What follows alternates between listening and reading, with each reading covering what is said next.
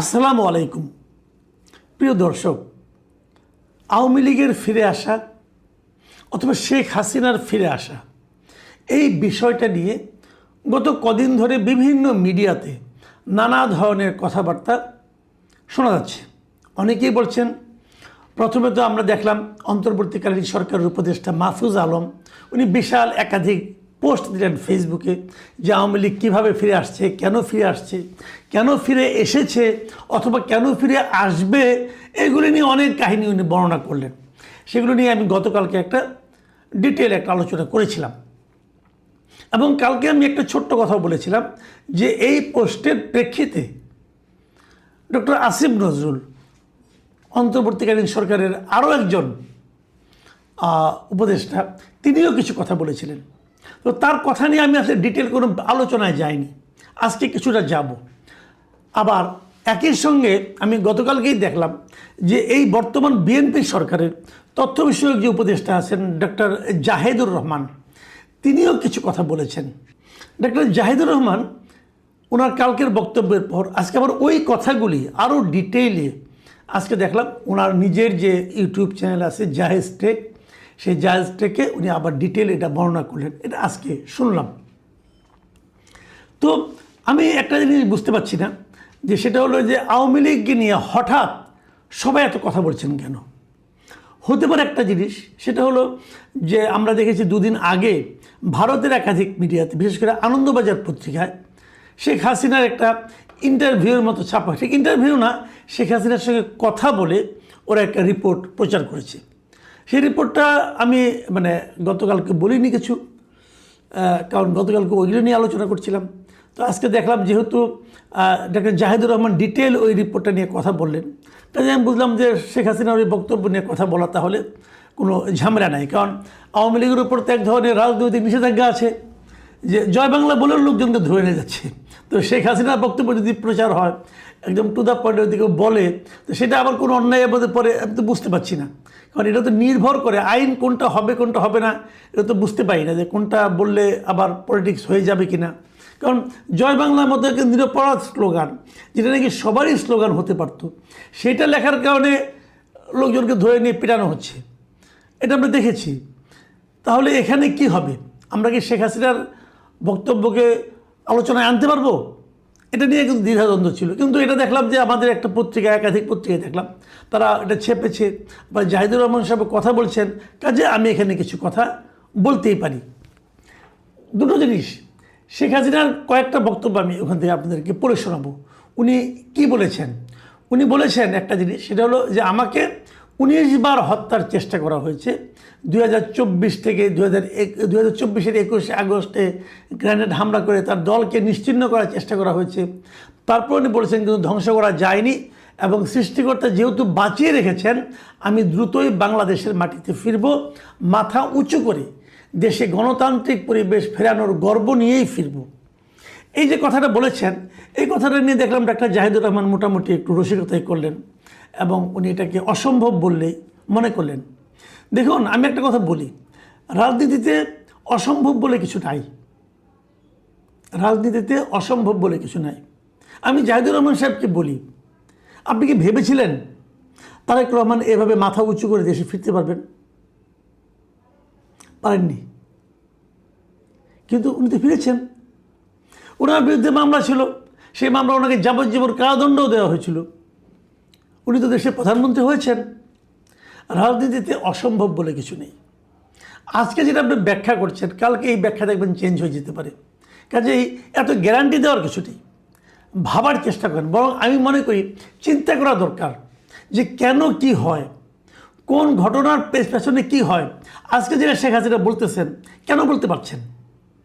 এই যে শেখ হাসিনা বলতে, দেখুন আমি কিন্তু ভাই আওয়ামী লীগ করি না, আমি আবারও বলছি, যারা আওয়ামী লীগ করেন তারা আমাকে আওয়ামী লীগের ভাষ্যকার মনে করবেন না প্লিজ। আবার যারা বিএনপি করেন তারাও আমাকে আওয়ামী লীগের ভাষ্যকার মনে করে ঘৃণা করবেন না প্লিজ। আমি আওয়ামী লীগ লোকের আমাকে ভালোবাসা অথবা ঘৃণা করে কোনোই আমি চাচ্ছি না। আমি আমার অবস্থান থেকে কেবল ব্যাপারটা ব্যাখ্যা করছি। বিষয়টা হলো এরকম, শেখ হাসিনা মাথা উঁচু করে ফিরতে পারবেন কি পারবেন না, এটা জাহিদুর রহমান সাহেব কি ভাবেন কিংবা কি বলেন তার উপর নির্ভর করে না। তারেক রহমান ফিরতে পারবেন কি পারবেন না, এটা নিয়ে ওবায়দুল কাদের সাহেব, হাসান মাহমুদ সাহেব অনেক কথা বলেছিলেন। তাদের কথার উপর কিন্তু তারেক রহমানের ফেরা না ফেরাটা নির্ভর করে নাই। এই একই রকম জাহিদুর রহমানের কথার উপর আওয়ামী লীগের অথবা শেখ হাসিনা ফেরা না ফেরা নির্ভর করে না। নির্ভর করে কিসের উপর জানেন?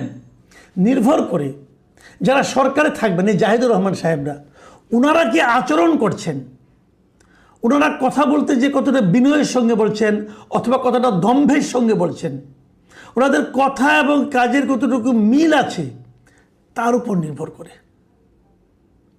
আপনারা যদি দেশটাকে ভালোভাবে চালাতে পারেন, কেউ ভাববে না বিকল্প কারো কথা, তাহলে শেখ হাসিনার কথা আসবে কোত্থেকে? আসবে না। আর আপনি যদি দেশটাকে ভালোভাবে চালাতে না পারেন, জনগণ যেভাবে দেশটা চলুক বলে চায় যদি সেভাবে চালাতে না পারেন, তাহলে আপনারা যতই চিৎকার করেন, যতই আওয়ামী লীগের দোষ ধরেন, যতই শেখ হাসিনাকে দানব হিসাবে প্রমাণ করার চেষ্টা করেন, জনগণ তার কোনোটাই মানবে না। এটাই নিয়ম। দেখুন, 5ই আগস্টে শেখ হাসিনা চলে গিয়েছিলেন দেশ ছেড়ে। শেখ হাসিনা সরকারের মানে পতন হয়েছিল, একদম বাড়ির ঘরের মতো সব ভেঙে পড়ে, ঝুরঝুর করে ভেঙে পড়েছিল। শেখ হাসিনার মন্ত্রীরা যে যে জেলখানায় যাননি, তারা সবাই বিদেশে চলে গেছেন। তার মানে দেশে থাকার তাদের সে আত্মবিশ্বাসটা পর্যন্ত ছিল না। এরা সবাই অপরাধী, আমি মনে করি, আমি পার্সোনালি মনে করি এরা সবাই অপরাধী, এদের বিচার হওয়া উচিত, এটা আমার কথা। কিন্তু সব বিচার সবসময় হয় না। 21শে আগস্ট 2024 আওয়ামী লীগের অফিসের সামনে গ্রেনেড বিস্ফোরিত হয়েছিল, প্রায় 44 জন লোক মারা গিয়েছিল। কে মেরেছে আমি জানি না, কিন্তু বিচার হওয়া উচিত। বিচার হয়নি, বিচার তো হয়নি। কি বলবেন? বিএনপি একটা তদন্ত করেছিল, আওয়ামী লীগ আরেকটা তদন্ত করেছিল। দুই তদন্তই বর্তমান সময়ে যারা বিচার বিভাগ তারা গ্রহণ করেনি।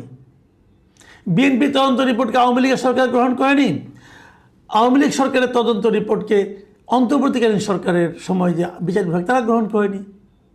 কারণ এই বিষয়ে সবাই বেকসুর খালাস পেয়ে গেছে। তাহলে কি ওই দিন ওখানে কেউ মারা যায়নি? ওই দিন কি গ্রেনেড ফুটেনি? ফুটেছে, বিচার হয়নি। সব বিচার হয় না, এই দেশে সব বিচার হয় না। আপনি কী করবেন? কেন হয় না জানেন?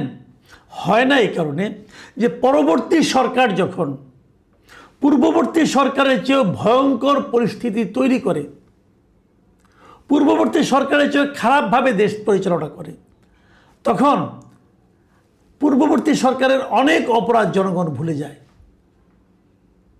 এটাই বাংলাদেশের প্রকৃত চিত্র।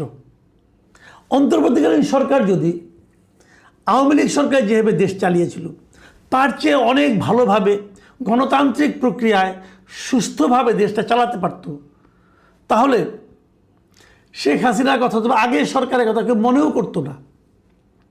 সবাই অন্তর্বর্তীকালীন সরকারকে জয় জয়কার বলতো। তারা সেটা পারেনি। শেখ হাসিনার এক পিয়ন 400 কোটি টাকা চুরি করেছিল, শেখ হাসিনা নিজে বলেছিলেন। কয়েকদিনে, কত বছরে? 15 বছরে। আর অন্তর্বর্তীকালীন সরকারের একজন এপিএস 300 কোটি টাকা চুরি করেছে বলে আলোচনা হয়েছে, দুদকে মামলা হয়েছে। সেই মামলাকে থমকে রাখা হয়েছে কয় মাসে? 6 থেকে 7 মাসে। তো এই দুর্নীতি পেয়ে আগে দুর্নীতির কথা সবাই ভুলে গেছে, এবং যে কারণে অন্তর্বর্তীকালীন সরকারের আমলেই অনেককে আমি বলতে শুনেছি আগেই ভালো ছিল। এটা কিন্তু আপনি এতটাই খারাপ করেছেন যে লোকে আগের কথা স্মরণ করছে। আবার এখন বিএনপি সরকার আসছে, এখন বিএনপি সরকার কি করবে? তারা মাত্র 3 মাস হলো, কিন্তু বিএনপি সরকার কি করবে কি না করবে তার উপর নির্ভর করবে আগের কে ভালো ছিল কে খারাপ ছিল। বিএনপি সরকার যদি এমনভাবে দেশ চালায় যে কথা কম কাজ বেশি, যে জিনিসটা আমরা প্রধানমন্ত্রীর মধ্যে দেখতে পাচ্ছি, তাহলে দেশে একভাবে চলবে। আর যদি ডাক্তার জাহিদুর রহমানের মতো কথা বেশি কাজ কম করেন, তাহলে আরেকভাবে চলবে। আপনি প্রেস ব্রিফিং করছেন, তারপরে আপনার মন ভরছে না, আপনাকে আবার ইউটিউব করতে হচ্ছে ব্যাখ্যা দেওয়ার জন্য। কথা তো বেশিই বলছেন ভাই, কাজ কি হচ্ছে? আপনার সব কথা আমি নিজে বিশ্বাস করি না। দেখেন না, মনে আছে আমার স্পষ্ট একটা ঘটনা মতো, ওই দিন আমি হেসেছিলাম, আমি বেশি কিছু বলিনি, কারণ ডক্টর জাহেদকে আমি পার্সোনালি খুবই পছন্দ করি এবং আমি মনে করি যে উনি লজিক দিয়ে কথা বলার চেষ্টা আগেও করতেন, এখনও করবেন, এটাই আমার প্রত্যাশা। এপ্রিলের 16 তারিখে উনি বলেছিলেন যে জ্বালানি তেলের দাম বাড়বে না, অন্ততপক্ষে এই মাসে তো বাড়বেই না। তার 3 দিন পরে জ্বালানি তেলের দাম বেড়েছিল। তাহলে উনি এটা বলতে গেলেন কেন? তাহলে হয় উনি হয়তো বলবেন আমি চেয়েছি না বাড়ুক, হ্যাঁ হতে পারে, তাহলে সেটাই বলতেন যে আমি চাই তেলের দাম না বাড়ুক। কিন্তু আপনি স্পষ্ট করে বলেছিলেন এপ্রিলে তো বাড়বে না, 3 দিনের মাথায় বাড়লো কেন? দুটো কারণ হতে পারে। একটা কারণ হলো আপনি কোনো খবরই রাখেন না, সরকারের ভেতরে কি চলছে না চলছে আপনি কোনো খবর রাখেন না। দ্বিতীয় কারণ হতে পারে আপনাকে ইচ্ছে করে একটা ভুল খবর দেওয়া হয়েছে আপনাকে বেইজ্জতি করার জন্য। দুই ব্যাপারে সাবধান থাকেন, কথা কম বলেন, কাজটা বেশি করেন। আওয়ামী লীগ ফিরবে কি ফিরবে না এটা অনেক কিছুর উপর নির্ভর করে কিন্তু, এবং সবচেয়ে বেশি নির্ভর করে আওয়ামী লীগের পরে যারা ক্ষমতায় আসছেন, দায়িত্ব নিয়েছেন, তারা কীভাবে দেশ চালাচ্ছেন তার উপর। আবার আসিফ নজরুল একটা কথা বলি, উনি কালকে বলেছিলেন যে আওয়ামী লীগ ব্যাক করেনি, তারা ছিলই।